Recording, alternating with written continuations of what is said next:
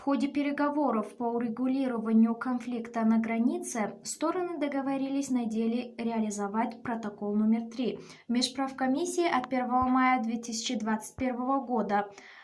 Об этом во время брифинга заявил глава ГКНБ Таджикистана Саймумин Ятимов. Мы договорились о том, что во время переговоров надо иметь в виду основополагающие документы, которые подписаны в результате работы наших паритетных комиссий.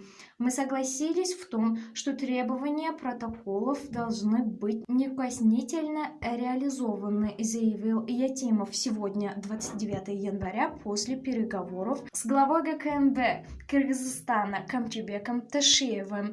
Будем работать по подписанным пунктам этого протокола, которые ранее были оглашены. Ровно через 8 дней начнут работу паритетные комиссии по географическим и правовым вопросам. В ближайшее время мы встретимся и обсудим работу этих комиссий, сообщил Ятимов.